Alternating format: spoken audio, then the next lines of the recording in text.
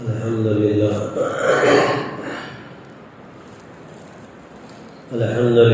نحمده ونستعينه ونستغفره ونؤمن به ونتوكل عليه ونعوذ بالله من شرور أنفسنا ومن سيئات أعمالنا من يهده الله فلا مضل له ومن يضلل فلا هادي له ونشهد أن لا إله إلا الله وحده لا شريك له ونشهد أن سيدنا مولانا محمدا عبده ورسوله قال الله تبارك وتعالى في القرآن المجيد والفرقان الحميد أعوذ بالله من الشيطان الرجيم بسم الله الرحمن الرحيم يسألونك عن ذي القرنين قل سأتلو عليكم منه ذكرا صدق الله العلي العظيم. معزز سامعین کرام، محترم بزرگوں اور عزیز نوجوان ساتھیوں، اللہ کے رسول صلی اللہ علیہ وسلم جب شروع میں لوگوں کو اللہ کی طرف بلا رہے تھے، دنیا اور آخرت، دین اور دنیا کے بارے میں لوگوں کو سمجھا رہے تھے اور ایک اللہ کی طرف لوگوں کو بلا رہے تھے، تو ایسے میں یہودیوں کی ایک جماعت اللہ کے رسول صلی اللہ علیہ وسلم کے پاس تشریف لائے اور اللہ کے رسول صلی اللہ علیہ وسلم سے 3 باتوں کا سوال کیا کہ اگر آپ سچے رسول ہیں جیسا کہ آپ دعویٰ کرتے ہیں تو ہماری 3 باتوں کا جواب دیں، ہمارے 3 سوال ہیں اس کا جواب مرحمت فرمائیں۔ اللہ کے رسول صلی اللہ علیہ وسلم نے پوچھا کہ وہ 3 سوال کیا ہے؟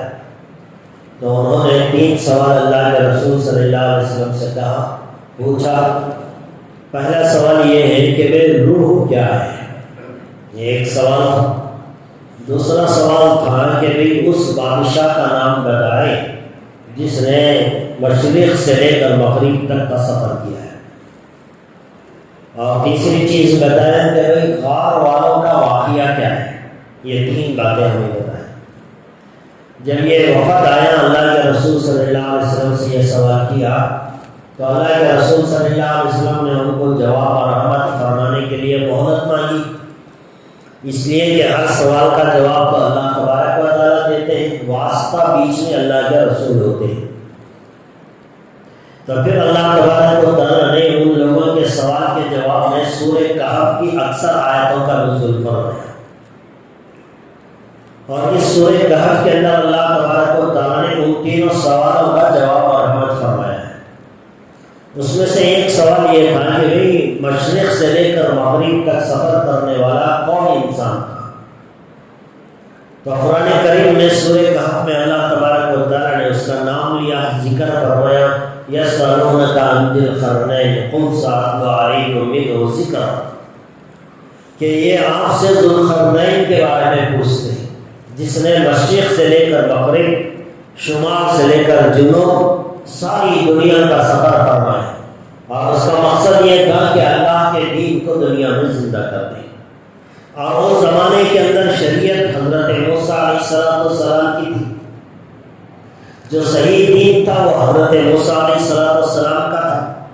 تو ذوالقرنین ایک بادشاہ جس نے ساری دنیا کا سفر فرمایا، اور اس کا ذکر اللہ تبارک و تعالیٰ نے قرآن کریم میں بیان فرمایا۔ گزشتہ کئی جمعہ سے آپ حضرات کے سامنے میں قیامت کے قریب کے مناظر اور قیامت کے قریب آنے والے واقعات کا تذکرہ کر رہا ہوں۔ اللہ تبارک و تعالیٰ نے جہاں ذوالقرنین کا ذکر فرمایا سورہ کہف میں، اللہ تبارک و تعالیٰ نے اسی سورہ کہف کے اندر ایک قوم کا ذکر فرمایا جس کا نام یاجوج اور ماجوج ہے۔ یہ یاجوج اور ماجوج قوم کا تذکرہ حضرت ذوالقرنین کے ساتھ جڑا ہوا ہے۔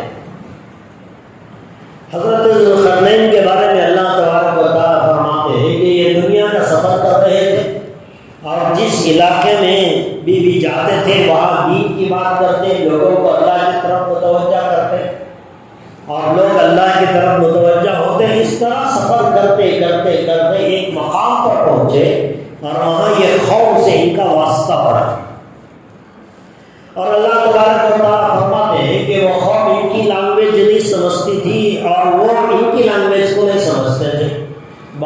کرنے میں تھوڑا ڈیفیکلٹ تھا، تو حضرت ذوالقرنین نے ان کو اپنے انداز میں دین کی بات بتا دی، اللہ کی طرف دعوت دی۔ تو اس قوم نے کہا کہ بھئی آپ ہمیں اللہ کی طرف بلا رہے ہیں، اللہ کی دین کی دعوت دے رہے ہیں کہ اللہ کی عبادت کرنے کی طرف آپ ہمیں بلا رہے ہیں، یہ تو بڑی اچھی بات ہے، ہم آپ کی بات کو مان لیں گے، لیکن ہم فی الحال ایک بہت بڑے مسئلے میں پھنسے ہوئے ہیں، ہمارا ایک مسئلہ ہے، ہم بہت پریشان ہیں، اگر آپ ہمارے اس مسئلے کو حل کر دیں گے تو ہم آپ کی بات کو مان لیں گے، آپ جس دین کو پیش کرتے ہیں اسے قبول کر لیں گے، ساری خداؤں کو چھوڑ کر ایک اللہ کی عبادت میں لگ جائیں گے۔ لیکن ہمارے لیے فی الحال ایک دنیا کا بہت بڑا مسئلہ ہے جس سے ہم دن اور رات پریشان رہتے ہیں۔ حضرت ذوالقرنین نے پوچھا کہ کیا مسئلہ ہے؟ تو اس قوم نے کہا کہ دیکھو ہم یہاں روزانہ ایک اچھی زندگی گزارنے کی کوشش کرتے ہیں، لیکن پہاڑ کے اس جانب ایک قوم رہتی ہے، اور اس قوم کو یاجوج اور ماجوج کا نام خود اللہ تبارک و تعالیٰ نے دیا ہے۔ تو وہ قوم کہنے لگی کہ اس پہاڑ کے پیچھے یا پہاڑوں کے درمیان میں ایک قوم ہے جو یاجوج اور ماجوج کے نام سے سمجھی جاتی ہے، وہ روزانہ ہمارے علاقے میں آتی ہے، تباہی مچاتی ہے اور خون خرابہ کرتی ہے، ہمارے فصلوں کا نقصان کرتی ہے، ہمارے کھیتوں کا نقصان کرتی ہے۔ اس قوم کی وجہ سے ہم بہت پریشان ہوتے ہیں۔ حضرت ذوالقرنین نے کہا کہ اگر تمہارا یہ مسئلہ ہے تو ٹھیک ہے، میں تمہارے مسئلے کو حل کروں گا۔ پھر حضرت ذوالقرنین نے ان سے کہا کہ لوہے کے بڑے بڑے تختیاں یعنی تختے لائے جائیں، اور لوہے کے بڑے بڑے تختے لائے گئے اور ان کو گرم کر کے ان کی ایک دیوار بنا دی گئی۔ وہ پہاڑوں کے درمیان میں بسنے والی قوم اور اس قوم کے درمیان میں گویا ایک دیوار حضرت ذوالقرنین بنانا چاہتے تھے۔ اب وہ بڑے بڑے لوہے کے تختے قوم نے پیش کیا۔ قوم نے تو سب سے پہلے یہ کہا کہ ہم آپ کو پیسہ دیں گے، مال دیں گے، اگر آپ اس قوم سے مقابلہ کر کے جیت گئے تو ہم آپ کو جو آپ مانگو گے وہ ہم پیسہ دیں گے۔ تو ذوالقرنین نے کہا مجھے پیسوں کی کوئی ضرورت نہیں، میں تو وقت کا بادشاہ ہوں، میرے پاس اللہ کا دیا ہوا بہت کچھ ہے، تو میری مدد کرو اس قوم سے بچاؤ کے لیے۔ تم ایک کام کرو، لوہے کے تختیاں بناؤ، تختے لاؤ بڑے بڑے۔ اب اسے لایا گیا، اس کے پیچھے آگ لگائی گئی، اسے گرم کر کے ایک دم جو ہے سرخ لال لوہا بنا دیا گیا، اور اس کے بعد تانبا اس کے اوپر پگھلا کر ڈالا گیا۔ اس طرح قرآن کریم کہتا ہے کہ ذوالقرنین نے یاجوج اور ماجوج کی قوم اور دوسرے اس قوم کے درمیان میں ایک بہت بڑی مضبوط لوہے کی اور تانبے اور پیتل کو پگھلا کر ایک دیوار کھڑی کر دی۔ اب یہ قوم تب سے اس قوم کو تکلیف دینا بند کر دی۔ یہ تو رہا اللہ کے رسول صلی اللہ علیہ وسلم کے دنیا میں تشریف لانے سے پہلے کی بات۔ حضرت عیسیٰ علیہ السلام کے دنیا میں تشریف لانے سے بھی پہلے کی بات ہے، اس لیے کہ حضرت موسیٰ کے دین کی باتیں ہو رہی تھیں۔ حضرت عیسیٰ کے بعد تو اللہ کے رسول تک کوئی نبی نہیں آیا۔ اب یہ دیوار کھڑی کر دی گئی اور اللہ تبارک و تعالیٰ نے اس قوم کو اس دیوار کے پیچھے چھپا کر رکھ دیا ہے، اور یہ قیامت کے قریب آ گئی۔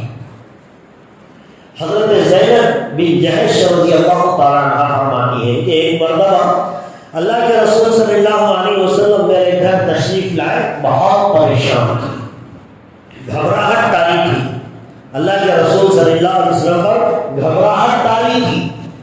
حضرت زینب بن جحش رضی اللہ تعالیٰ عنہ نے پوچھا ہے اللہ کے رسول صلی اللہ علیہ وسلم میرے ماں باپ آپ پر قربان، آپ اتنے پریشان، یہ پریشانی کا عالم کس وجہ سے ہے؟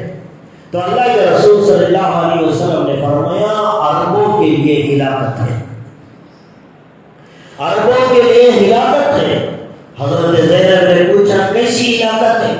تو اللہ کے رسول صلی اللہ علیہ وسلم نے اپنا انگوٹھا اور شہادت کی انگلی کا ایک دائرہ بنایا، شہادت کی انگلی اور انگوٹھے کو دونوں کو ملانے سے درمیان میں جتنا سوراخ بنتا ہے ایسا ایک دائرہ بنا کر فرمایا کہ ایک قوم قیامت کے قریب دنیا میں ظاہر ہونے والی ہے، اور اور اس نے اپنی دیوار کے اندر اتنا سوراخ کر لیا ہے، اب وہ عنقریب دنیا کے اندر ظاہر ہوگی تو ساری دنیا میں تباہی مچائے گی، اور اس کے اندر یہ عرب قوم بھی ہلاکت میں آ جائے گی، تباہ ہو جائے گی، برباد ہو جائے گی۔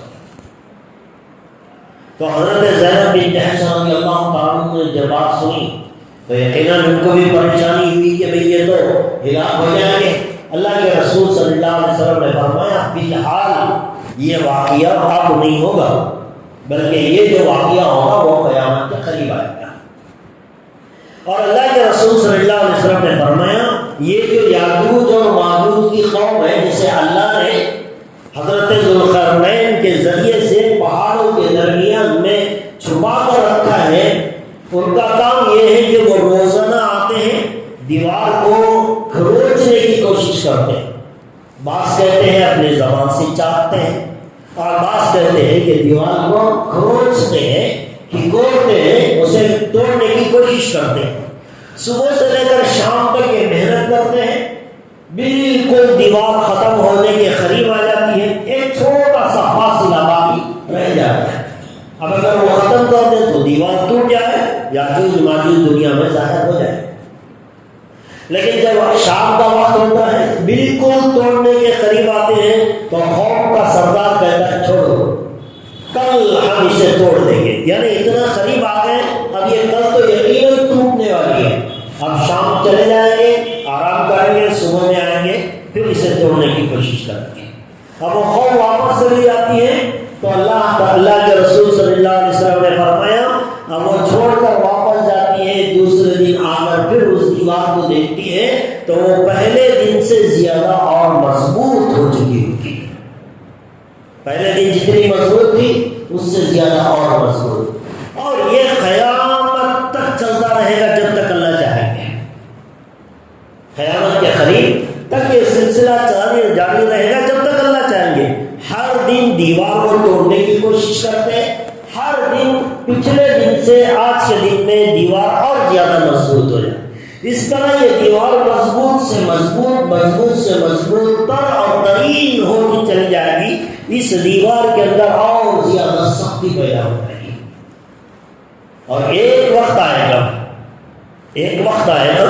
کہ ان کا سردار روزانہ جو کہا کرتا تھا کہ کل ہم توڑ دیں گے، کل ہم توڑ دیں گے، ایک دن جب اللہ چاہیں گے تو اس کی زبان سے یہ جملہ نکلے گا کہ اب تو ہم بالکل توڑنے کے قریب آ گئے ہیں، کل آئیں گے تو انشاءاللہ ہم اس دیوار کو توڑ دیں گے۔ یہ لفظ انشاءاللہ وہ ایک دن پہلے گا جس دن یہ دیوار ٹوٹنے والی ہے، اس سے پہلے ان کا سردار ہمیشہ یہ کہے گا کل آئیں گے توڑ دیں گے، کل آئیں گے توڑ دیں گے، لیکن اس کی زبان سے انشاءاللہ نہیں نکلے گا، لیکن جس دن انشاءاللہ نکلے گا اس کے دوسرے دن یہ دیوار ٹوٹ جائے گی۔ اب ایک سوال پیدا ہوتا ہے، بھئی دنیا نے تو اتنی ترقی کر دی، دنیا اتنی ترقی کر لی ہے کہ بھئی عجیب جو ہے کیمرے موجود ہیں، سیٹلائٹ ہے آسمانوں پہ، دنیا کے کونے کونے کا جائزہ لیا جاتا ہے، کون سا ملک کون سا ویپن بنا رہا ہے اس کا بھی علم دنیا والوں کو ہو جاتا ہے، آسمانوں میں کیا ہے وہ معلوم ہو جاتا ہے، چاند کا سفر لوگوں نے کر لیا، راکٹ بنا لی، آسمانوں کا سفر طے کر لیا، دنیا کے چپے چپے کا جائزہ لے لیا، پورا دنیا کا جغرافیہ ان کے سامنے موجود ہے۔ جب اتنی ساری چیزیں دنیا کے سامنے اور اتنی ہائی ٹیکنالوجی دنیا میں موجود ہے، لیکن دنیا میں کہیں بھی یاجوج ماجوج کا اتا پتہ نظر نہیں آ رہا، کہیں بھی ان کا نام و نشان نظر نہیں آ رہا ہے۔ آخر دنیا اتنی ترقی کر گئی، اتنی ٹیکنالوجی دنیا میں عام ہو گئی کہ ایک معمولی سی قوم، اور وہ بھی پہاڑوں کے درمیان میں چھپی ہوئی، اب تو آدمی ایسے ایسے آلے بنا لیا کہ زمین پر رکھتا ہے تو زمین میں کتنے فٹ میں پانی ملے گا وہ بھی اندازہ ہو جاتا ہے، تو زمین کے اندر کی چیزوں کا پتہ لگانے کے آلے بھی دنیا میں موجود ہیں، پیٹرول کہاں ملے گا، سونا کہاں ملے گا، یہ ساری چیزیں آج کی مشنری یہ بتاتی ہے، زلزلہ کب آنے والا ہے، طوفان کب آنے والا ہے۔ دنیا اتنی ترقی کر رہی ہے تو کیا ایک معمولی قوم اور وہ بھی ایک پہاڑوں کے درمیان میں رہنے والی، اور اسے بھی صرف تانبے اور پیتل اور لوہے سے اسے ڈھانکا گیا ہے۔ تو کیا ایک معمولی سی چیز دنیا والے، سائنس والے، اتنی ترقی یافتہ ممالک کیا ایک معمولی سی چیز کا پتہ کیوں نہیں لگا رہے؟ ایک سوال پیدا ہوتا ہے۔ دنیا چاہے جتنی ترقی کر لے، اللہ کے خزانوں میں سے انسان وہی کچھ دیکھ سکتا ہے جو اللہ دکھانا چاہتے ہیں، وہی کچھ دیکھ سکتا ہے جو اللہ دکھانا چاہتے ہیں۔ آج بھی آپ دیکھیں انسان کے جسم کا بھی جو ہے ریسرچ چلتا رہتا ہے، ہر دن نئی نئی تحقیقات چلتی ہیں۔ پہلے کے زمانے کے ڈاکٹرز اور انجینئر پی ایچ ڈی کرنے والے، ان کی تحقیق الگ تھی، اس کے بعد انہوں نے اور زیادہ ریسرچ کیا تو پچھلے والوں کی تحقیق کمزور پڑتے سامنے والے۔ اور آج بھی میڈیکل فیلڈ کے اندر لوگ ترقی کر رہے ہیں، نئے نئے چیزیں انکشاف کر رہے ہیں اور کہتے ہیں باڈی میں یہ ہے، اس کا سسٹم ایسا رکھا ہے۔ یعنی ہر نئے دن کے اندر ایک نئی چیز لوگوں کے سامنے آ رہی ہے۔ تو معلوم ہوا کہ بھائی آج جو نئی چیز سامنے آئی، کل کے والوں انسانوں کو وہ چیز کا پتہ نہیں تھا۔ تو دنیا کے اندر ایسی اور بھی بہت ساری چیزیں باقی ہیں جس کی انسان کے رسائی وہاں تک موجود نہیں ہے۔ میں ایک سوال آپ سے کروں، دنیا کے اندر آپ دیکھیں اتنی ساری ٹیکنالوجی ہے، وہ سب چل رہی۔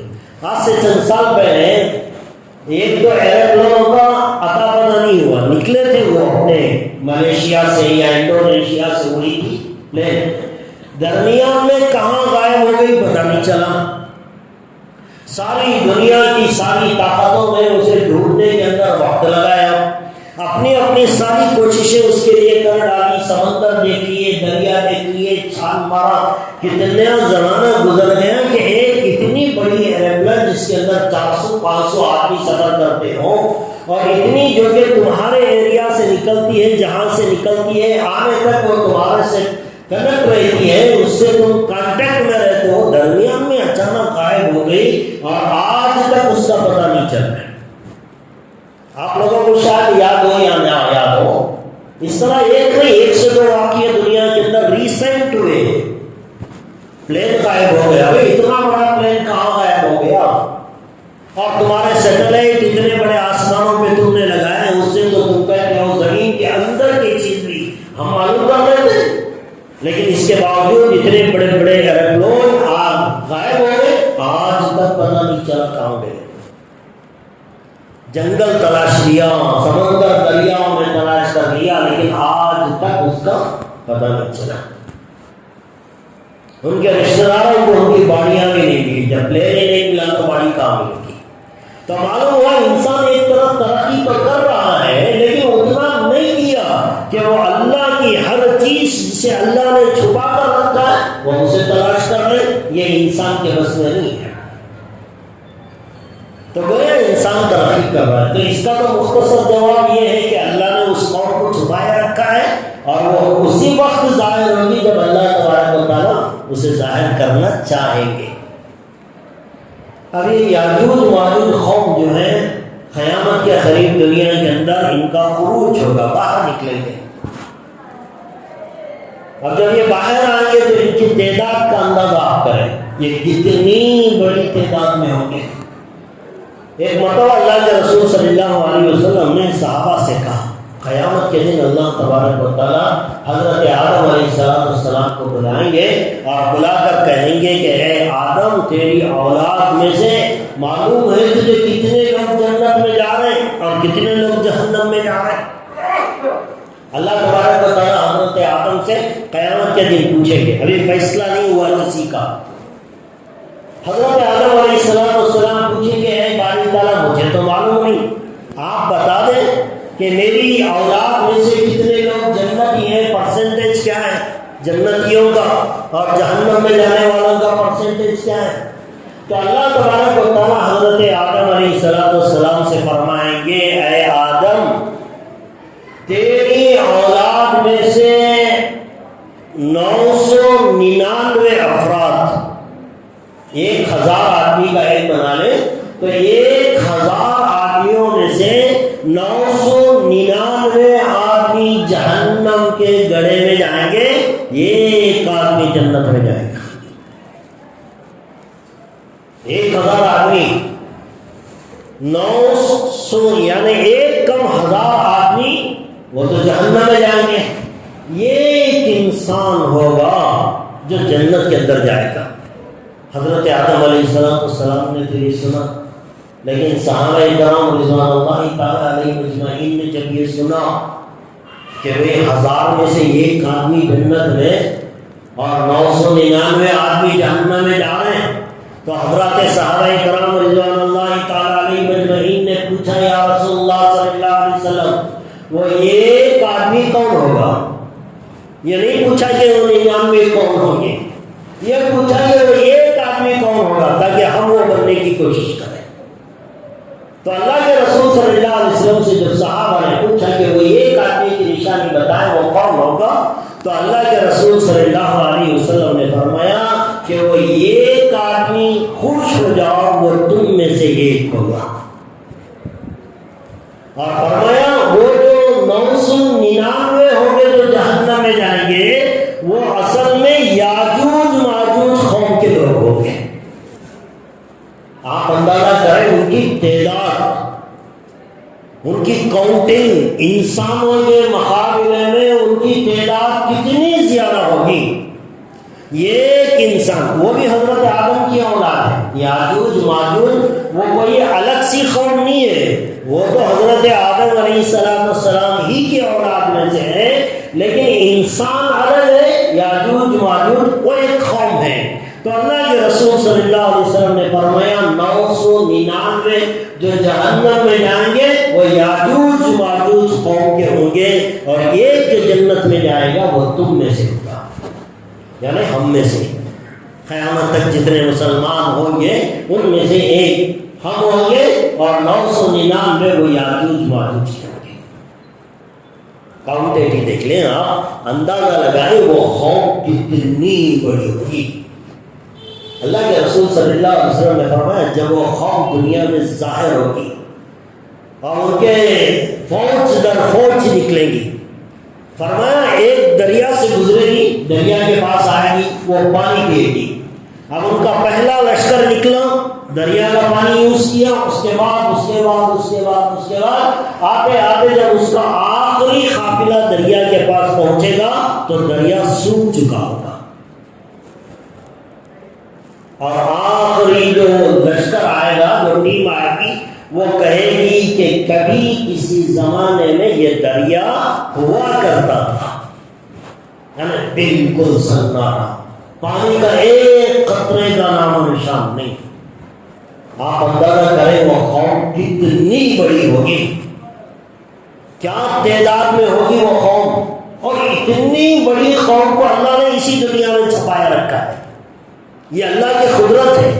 آج دنیا کی یہ ترقی، اور پتہ نہیں قیامت کے قریب دنیا کتنی ترقی کرے گی، سائنس کتنی آگے جائے گی، ٹیکنالوجی کتنی بڑھے گی، لیکن جب وہ قوم باہر آئے گی تو ان کو پتہ چلے گا ہماری ٹیکنالوجی میں کوئی دم نہیں تھا، کہ ہمارے درمیان میں ایک ایسی اتنی بڑی تعداد کی قوم ہمارے درمیان میں بچی تھی، اور آج تک ہم نے اس کا پتہ نہیں لگایا۔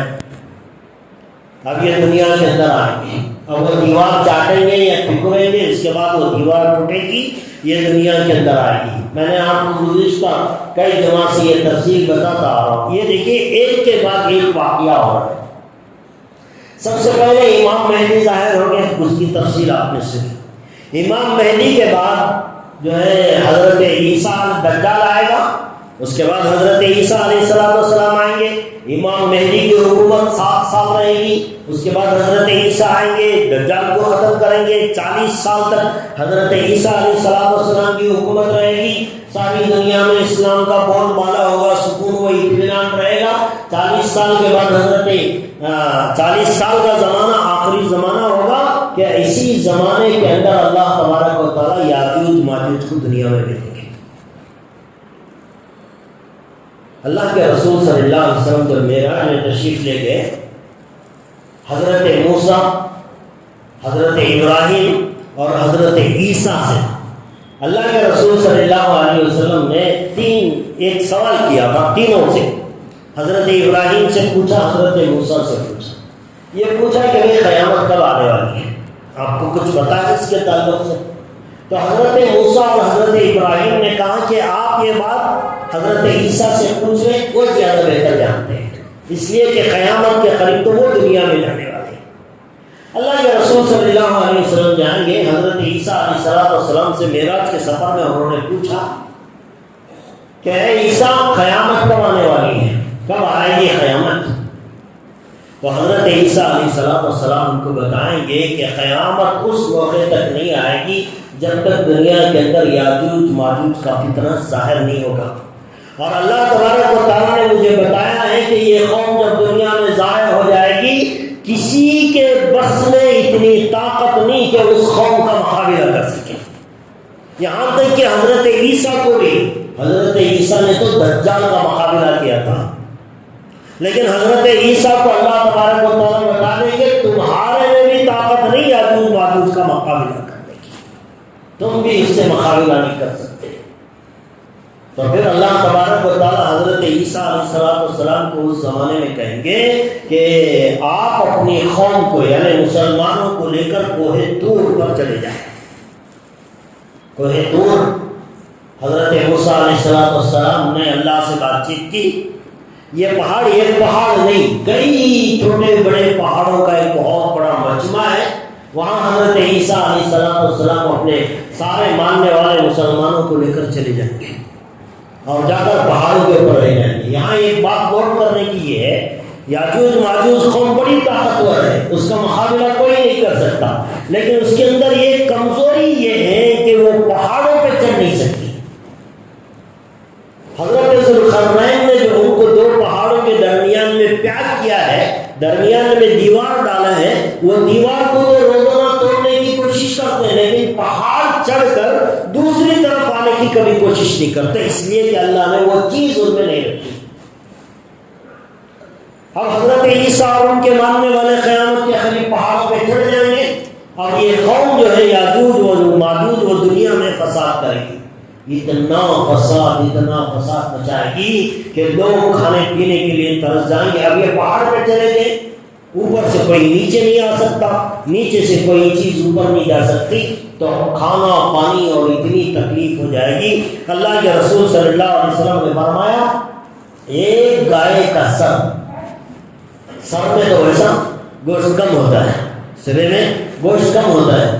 اللہ کے رسول صلی اللہ علیہ وسلم نے فرمایا، اگر کسی کے پاس ایک گائے یا ایک بیل کا سر ہوگا تو اسے 100 درہموں کے اندر خریدا جائے گا۔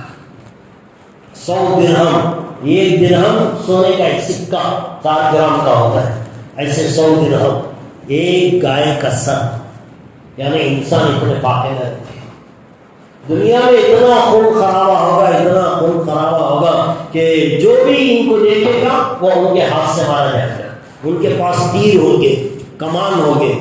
اور یوں فرمایا اللہ کے رسول صلی اللہ علیہ وسلم، جب یہ دنیا سے ختم ہو جائیں گے نا تو ان کے جو تیر کمان وہ چھوڑ کر جائیں گے، مر جائیں گے، تو وہ تیر کمانوں کو مسلمان 7 سال تک جلاتے رہیں گے۔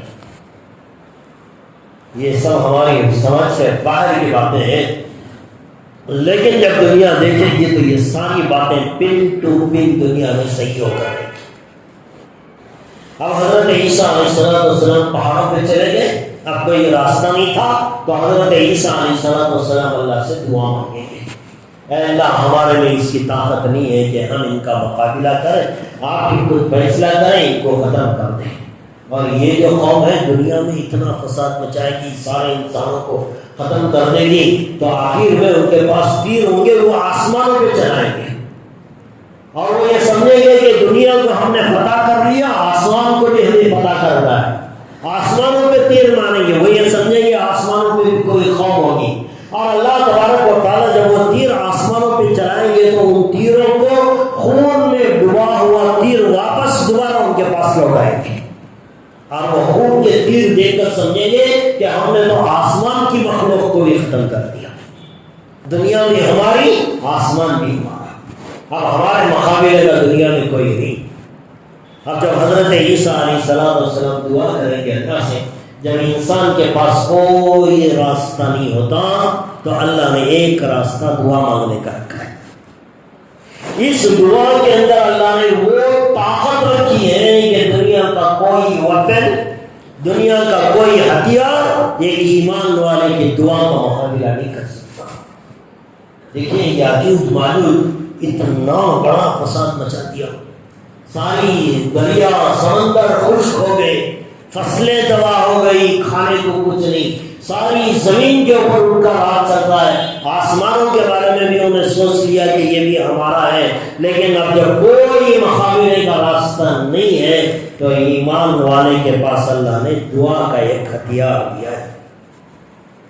حضرت عیسیٰ علیہ السلام دعا مانگیں گے اپنی قوم کو لے کر، مسلمانوں کو لے کر دعا مانگیں گے، اور جیسے ہی دعا مانگیں گے اللہ ان کی دعا کو قبول کرے گا، اور وہ یاجوج ماجوج کی گردنوں پہ ایک کیڑا ظاہر ہوگا، ایک کیڑا، چھوٹا سا کیڑا ہوگا جو ان کی گردنوں پر ظاہر ہوگا، اور وہ ان کو نقصان پہنچائے گا۔ اس میں اتنا زہر ہوگا کہ آن کی آن میں ساری یاجوج ماجوج قوم تباہ ہو جائے گی، ختم ہو جائے گی، گھنٹے میں نہیں لگیں گے اسے ختم ہونے میں، اور یہ ہوگا ایمان والوں کی دعاؤں کا اثر۔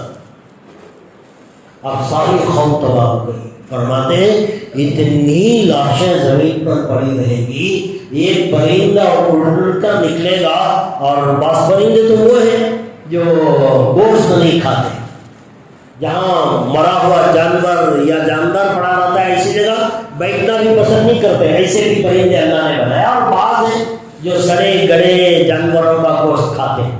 تو ایک ایسا پرندہ جو مرے ہوئے جانور پر بیٹھنا پسند نہیں کرتا، ایسا پرندہ اپنے گھونسلے سے نکلے گا اور وہ اڑتا ہوا جائے گا، اور یہ سوچے گا کہ کہیں ایسی جگہ مل جائے جہاں کسی کی لاش نہ ہو تاکہ میں تھوڑی دیر بیٹھ سکوں۔ تو وہ صبح سے لے کر شام تک سفر کرتا رہے گا، اسے ایک بالشت جگہ ایسی نہیں ملے گی جہاں کسی کی لاش نہ پڑے، ایک بالشت جگہ زمین پر نہیں ملے گی اسے۔ آپ اندازہ کریں کتنی عجیب و غریب اور کتنی بڑی قوم وہ ہوگی۔ اب یہ آن کی آن میں ختم ہو گئے، قوم یاجوج ماجوج ختم ہو گئی، اب یہ اوپر سے نیچے اتریں گے مسلمان۔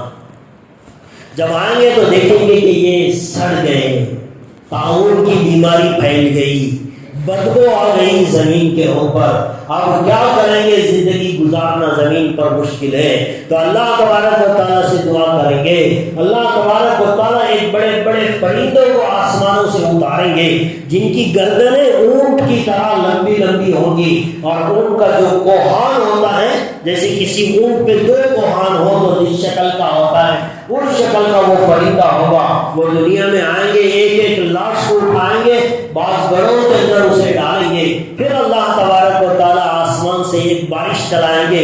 وہ بارش اتنی زیادہ ہوگی، اتنی تیز ہوگی کہ وہ ساری لاشیں بہتے ہوئے کسی ایک طرف چلی جائیں گی، اور اللہ تبارک و تعالیٰ اس دنیا کو اس یاجوج ماجوج کے قوم سے، ان کے عذاب سے، ان کے فتنوں سے نجات دے دیں گے۔ یہ یکے بعد دیگر ہے، کنٹینیوٹی چل رہے ہیں یہ واقعے۔ امام مہدی آئیں گے تو دجال آئے گا، دجال آئے گا تو حضرت عیسیٰ آئیں گے، حضرت عیسیٰ آئیں گے تو یاجوج ماجوج آئیں گے۔ یہ سب واقعات ایک کے بعد ہوں گے، ایک واقعہ ابھی چل رہا ہوگا، دوسرا شروع ہو جائے گا، دوسرا چل رہا ہوگا، تیسرا شروع ہو جائے گا، اس طرح ایک کے بعد ایک چلیں گے۔ آج جو دنیا میں اپنے آپ کو کہتے ہیں کہ میں امام مہدی، بہت سارے جھوٹے پیدا ہو گئے۔ اگر اس کا دعویٰ صحیح ہے کہ یہ امام مہدی ہے تو تیرے 7 سال کے اندر حضرت عیسیٰ دنیا میں آنا ضروری ہے، دجال کا دنیا میں آنا ضروری ہے، لیکن جب تو آ گیا لیکن دجال نہیں آیا تو معلوم ہوا کہ تیرا دعویٰ جھوٹا ہے۔ اس طرح بے شمار اپنے آپ کو امام مہدی بنا کر دنیا میں لوگوں نے ظاہر کیا، لیکن ہمیں سمجھنے کی ضرورت ہے کہ ابھی امام مہدی دنیا میں نہیں آئے ہیں، جب آئیں گے تو ساری دنیا میں پتہ اس کا چل جائے گا۔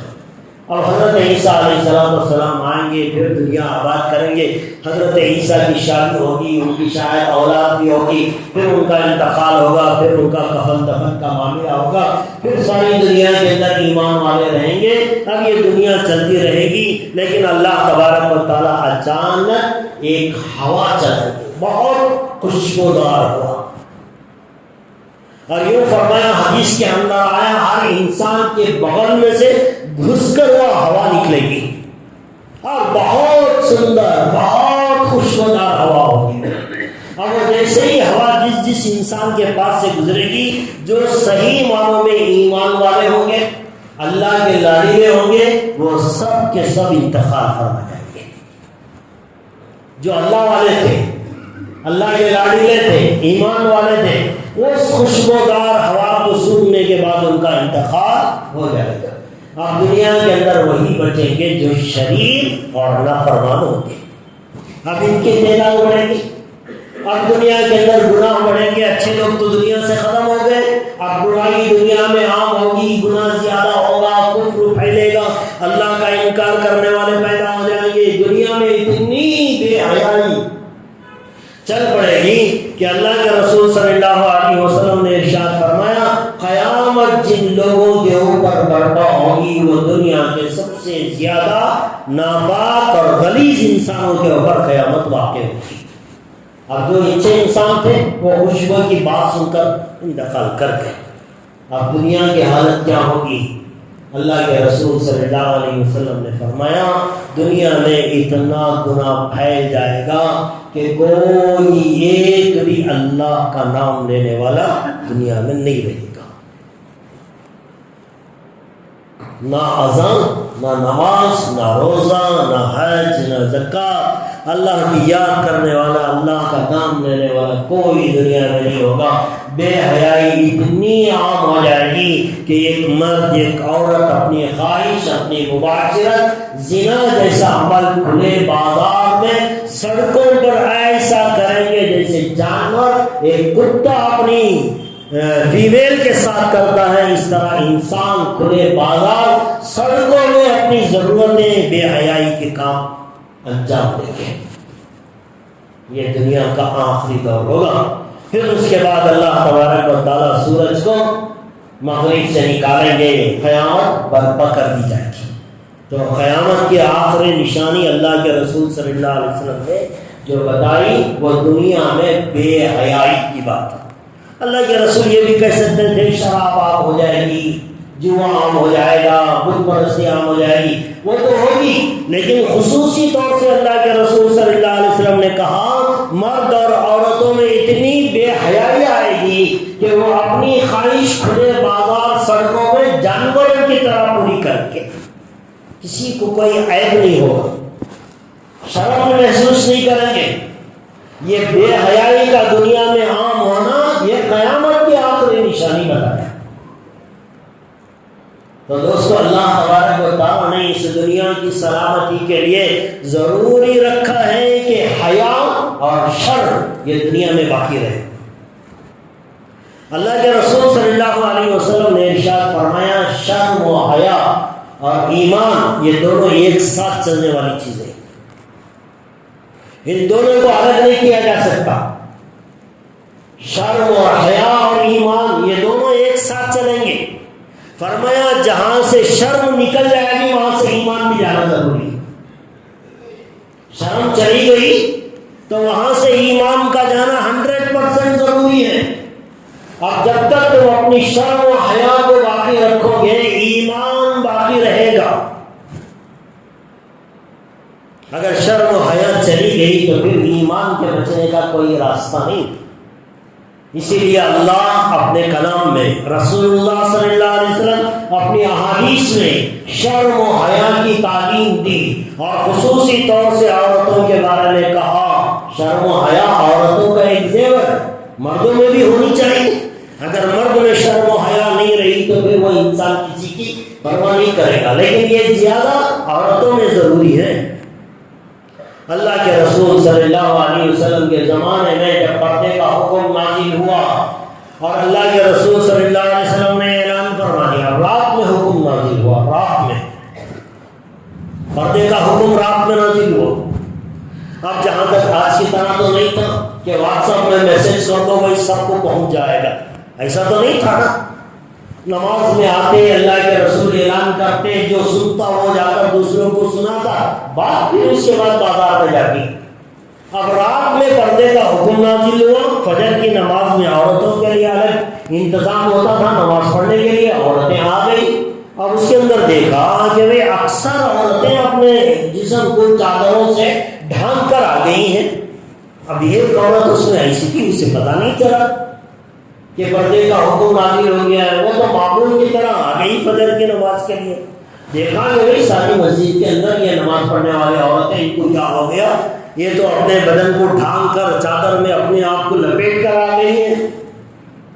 اب یہ عورت نے پوچھا ان سے کہ بھائی یہ کیا معاملہ ہے؟ عورتوں نے بتا تجھے معلوم نہیں رات میں پردے کا حکم نازل ہو گیا ہے، اور نہیں مسلمان عورتوں کو حکم دیا ہے کہ وہ بغیر پردے کے باہر نہ نکلے، اس لیے ہم نے اپنے سروں پہ اور چہروں پہ چادر ڈال کر مسجد میں آئے۔ اب یہ عورت اسے تو معلوم نہیں تھا، یہ تو آ گئی فجر کی نماز کے لیے صحابیہ رضی اللہ تعالیٰ عنہ۔ جب ان کو پتا چلا تو انہوں نے ایک بچے کو بلا کر کہا کہ دیکھو میرے گھر جاؤ، میرے شوہر رہیں گے، ان سے کہنا ایک بڑی سی چادر دے، وہ لے کر آئے، پھر میں اسے اوڑھ کر واپس گھر جاؤں گی۔ اب جب یہ بچہ گھر میں گیا، اس کے شوہر سے کہا کہ آپ کی بیوی مسجد میں ہے، وہ ایک چادر مانگ رہی ہے۔ اب شوہر نے چادر دیا، وہ اوڑھ کر واپس گھر آ گئی۔ شوہر نے اس سے پوچھا اپنی بیوی سے کہ بھائی تجھے تو معلوم نہیں تھا، تو چلی گئی، اب جب معلوم ہوا واپس آ جاتی، پھر دوسری نماز کے لیے چادر اوڑھ کر جاتی، بچے کو بھیج کر گھر سے چادر منگا کر پھر اوڑھ کر پھر مسجد سے نکل کر گھر کو آنے کی کیا ضرورت تھی؟ تو وہ عورت کہنے لگی کہ میرے اللہ کا حکم آ گیا کہ عورت کو پردہ کرنا ہے، تو میں اللہ کے حکم کے خلاف ایک قدم بھی اٹھانا پسند نہیں کرتی۔ حالانکہ اجازت تھی، معلوم نہیں تھا، آ گئی تھی، اس کے لیے تو چھوٹ تھی، لیکن اللہ کے حکم کی ویلیو وہ لوگ جانتے تھے کہ اللہ کا حکم کی ویلیو کیا ہوتی ہے۔ شراب کا حکم نازل ہوا، جن لوگوں کے گھروں میں مٹکے رکھے ہوئے تھے وہ تو پھوڑ دیے، جن لوگوں نے اپنے منہ میں ڈالی تھی وہ حلق سے نیچے اتار سکتے تھے، لیکن انہوں نے نہیں اتارا، اس لیے کہ وہ جانتے تھے میرے پروردگار کا حکم آ گیا، اب اس کے خلاف ایک قدم نہیں اٹھے گا۔ اب یہ عورت نے کہا ایک قدم اللہ کے حکم کے خلاف میں نہیں جا سکتی۔ پردے کا حکم ایسا ہے، آج مسلمانوں نے 90% عورتوں نے پردہ چھوڑ دیا، اب 10% عورتیں پردہ کر رہی ہیں، برقع پہن رہی ہیں، تو غیروں کی سمجھ میں یہ آ رہا یہ کوئی کمپلسری نہیں ہے اسلام میں، یہ کوئی ضروری چیز نہیں، اگر یہ ضروری ہوتا تو سارے کے سارے کرتے، اب ان کو ضروری نہیں ہے، 90% تو ایسے ہی گھوم رہے، 10% جو برقع کرتی ہیں، تو اب برقعے پر پابندی لگانے کے لیے ان کے سامنے یہ کیلا مل گیا اور اسے ایشو بنا کر آج ساری قوم کو پریشانی میں ڈالا ہوا ہے۔ اللہ جزائے خیر دے ان ہماری بہنوں کو، ہماری بیٹیوں کو جنہوں نے جو ہے کالج کے دروازے پر گئے، وہاں ان کو روکا گیا، مینجمنٹوں نے کہا، پولیس نے کہا کہ آپ برقع نکالیں، اپنا حجاب اتار کر اندر جائیں، لیکن انہوں نے حجاب اتارنا پسند نہیں کیا، واپس پلٹ کر اپنے گھروں کو آ گئے۔ جتنی کوشش کرنی تھی انہوں نے کی، لیکن پھر بھی وہ کام ناکام ہو گئی، تو واپس پلٹ کر اپنے گھر آ گئے۔ آج جس دور سے ہم گزر رہے ہیں، کچھ ویڈیوز دیکھتے ہیں تو خون کھولنے لگتا ہے۔ یہ کیا معاملہ ہے کہ ایک ہماری بچی کالج کے پاس جاتی ہے، باہر کھڑے کر کے کالج کا پرنسپل ہے، لیکچرر ہے، ساتھ میں پولیس والا کھڑا ہے، اس سے کہتے ہیں کہ آپ اپنا برقع نکالیں، اس کے بعد اندر آئیں۔ بازار میں روڈ میں کھڑے ہو کر ہماری بیٹی، ہماری بہن برقع اتارتی ہے، دنیا اس کا تماشا دیکھتی ہے۔ بھرے بازار میں کھڑے ہو کر وہ برقع نکالتی ہے، دنیا اس کا تماشا دیکھتی ہے، ویڈیوگرافر اس کا ویڈیو بناتے ہیں۔ کتنی بڑی شرم اور بے حیائی کی بات ہو گئی ہمارے لیے۔ کاش کہ اس پردے کی اہمیت کو ہماری ماں اور بہنوں نے پہلے سے سمجھا ہوتا۔ وہ جو 10% برقع کر رہی ہیں، ان کو دیکھ کر یہ 90% جو برقع چھوڑی ہوئی ہے، پردے کو چھوڑا ہوا ہے، کم از کم یہ تو پردے کی اہمیت کو جان لیتی۔ حضرت فاطمہ رضی اللہ تعالیٰ کا انتقال کا وقت آیا، اپنے شوہر حضرت علی سے کہا کہ دیکھو میرا انتقال ہو رہا ہے، میں دنیا سے چلی جاؤں، میرے چلے جانے کے بعد میرا جنازہ رات میں اٹھانا، اور جب قبر کے پاس لے جا کر مجھے دفنانے کا وقت آئے تو قبر کے چاروں طرف چادر کا انتظام کرنا۔ حضرت علی نے پوچھا کہ اس کی کیا وجہ ہے؟ تو حضرت فاطمہ نے کہا کہ میں نے زندگی پردہ کیا ہے، اگر رات میں جنازہ اٹھے گا تو رات میں اندھیرا ہوگا، آج کی طرح تو ٹیوب لائٹ نہیں ہوتے تھے، اسٹرائٹ لائٹ نہیں ہوتے تھے، تو رات میں جنازہ جائے گا تو لوگوں کی نگاہ میرے جنازے پر نہیں پڑے گی، دن میں جنازہ اٹھے گا، جنازے کو دیکھ کر کوئی اندازہ نہ لگا لے کہ فاطمہ کا ہیڈ کتنا تھا، پرسنالٹی کتنی تھی۔ میں چاہتی ہوں کہ میرا جنازہ رات کے اندھیرے میں اٹھے، جب دفنانے کا وقت آئے تو صرف قریب میں میرے محرم مرد جو ہے میرے ساتھ میں رہے، چاروں طرف چادر پکڑ کر میری لاش کو قبر میں اتارنا۔ یہ ہے مسلمانوں کا پردے کا حکم۔ آج ہم نے اسے کہاں رکھا ہے؟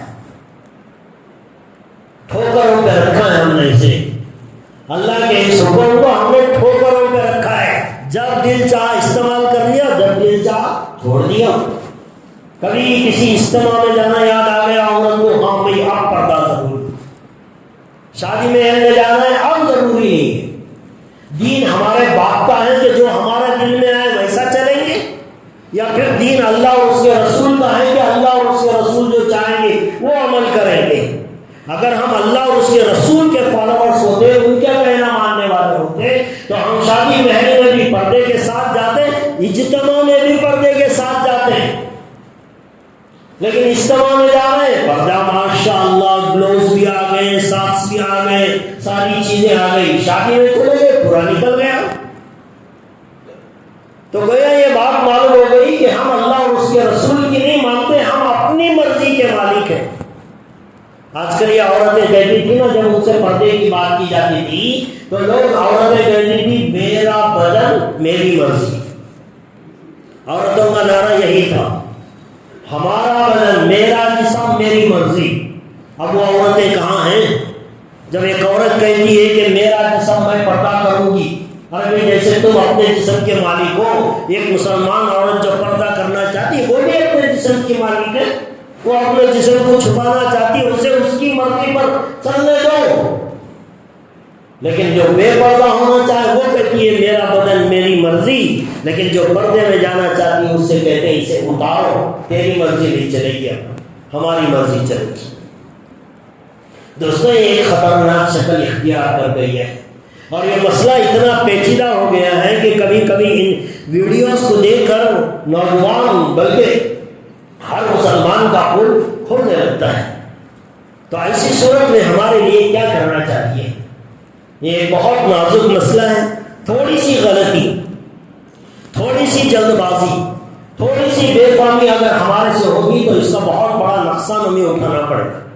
ابھی 4-5 دن جب سے یہ مسئلہ اٹھا ہے، کورٹ میں لائر ڈسکس کر رہے ہیں، الحمدللہ بہت سارے غیر مسلم لائروں نے بھی مسلمانوں کے فیور میں اور پردے کی اہمیت پہ بڑے بہترین دلائل دیے، بڑی اچھی بات کی ہے لائروں نے، جو ہمارے سائڈ سے بات کرنے والے ہیں، بڑے اچھے قیمتی دلائل انہوں نے پیش کیے۔ امید ہے اللہ کے ذات سے تو اچھی امید رکھنی چاہیے، ان دلائل کی روشنی میں اگر فیصلہ کرنے والا انصاف سے فیصلہ کرے گا تو یقیناً 100% فیصلہ مسلمانوں کے حق میں آئے گا۔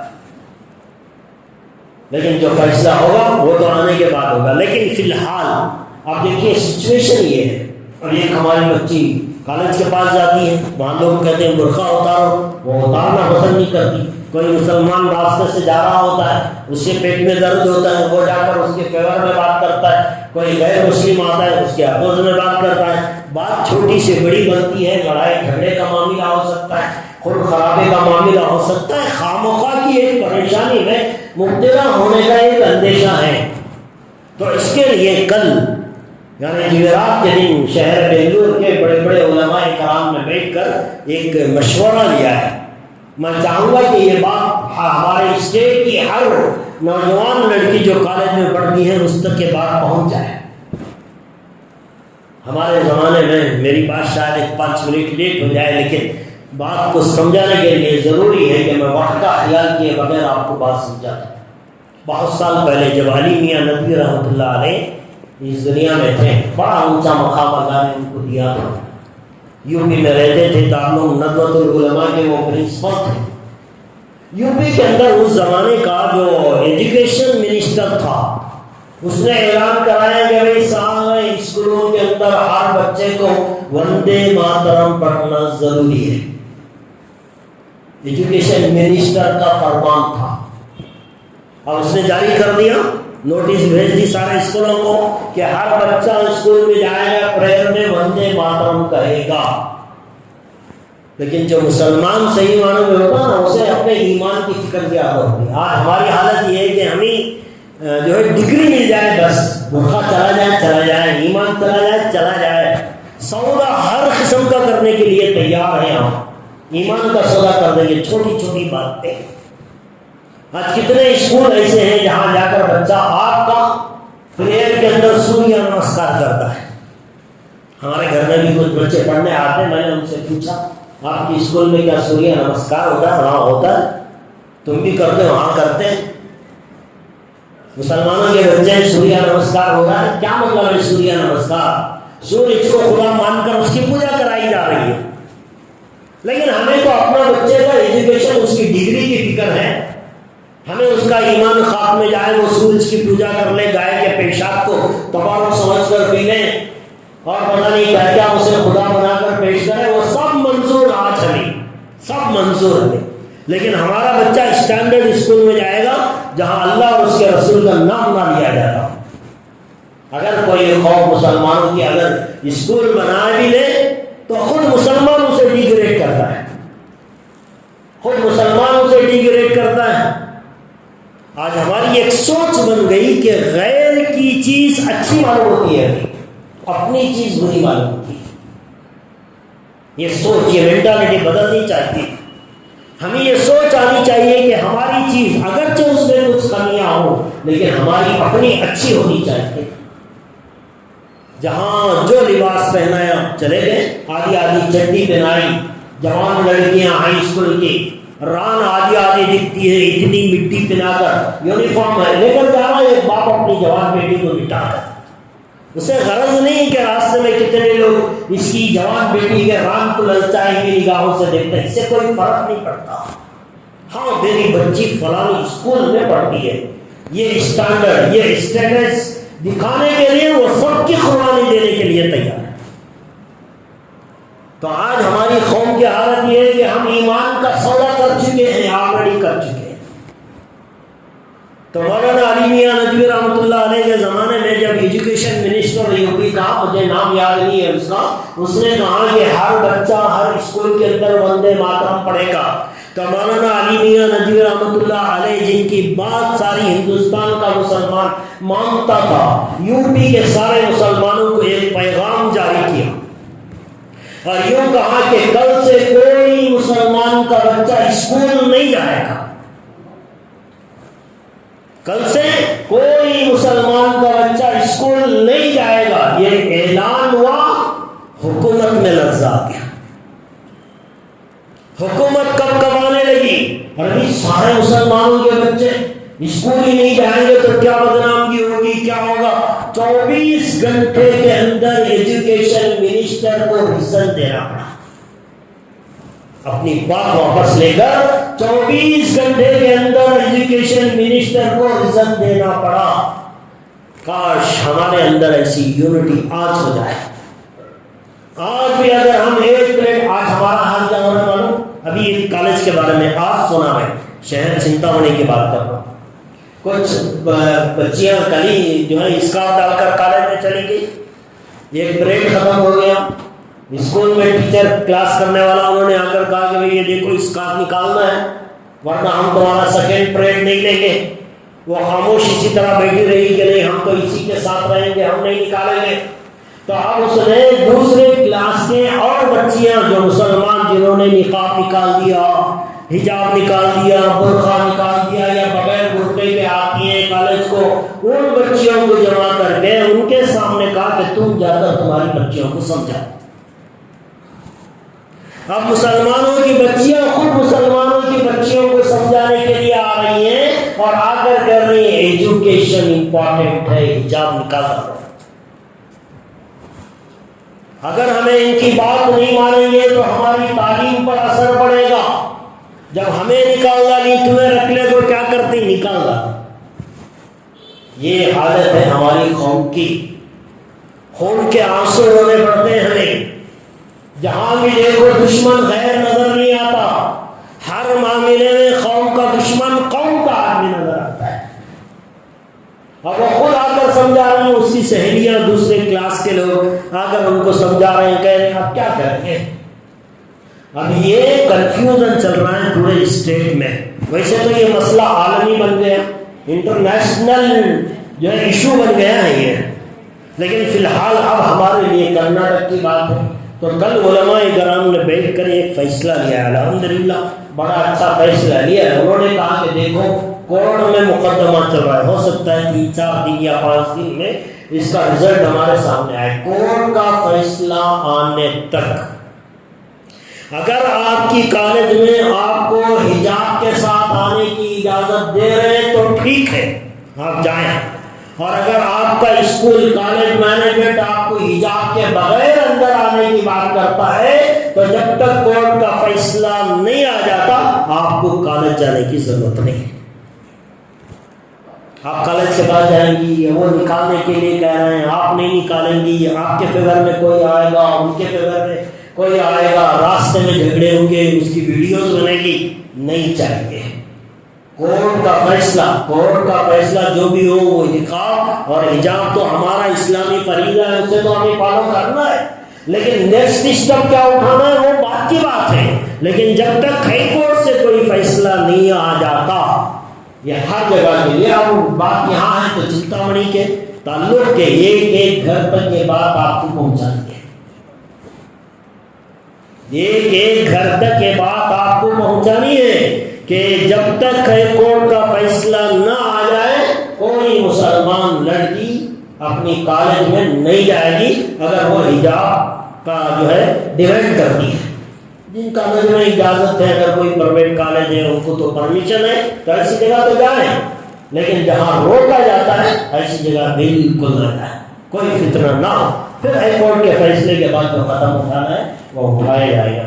تو دوستو یہ چند باتیں ہیں, ان باتوں کا خیال رکھیں, اپنے بچوں کے ایمان کی فکر کریں, بچیوں کے اخلاق کی فکر کریں. اللہ تبارک و تعالیٰ سے دعا ہے اللہ مجھے نہیں آپ کو نہیں بلکہ ہم ایک مسلمان کو اللہ اور اس کے رسول کے احکامات پہ 100% عمل کرنے کے اللہ ہم سب کو توفیق عطا فرمائے. ہم سب کا خاتمہ ایمان پر فرمائے. آمین و آخر دعوانا الحمدللہ.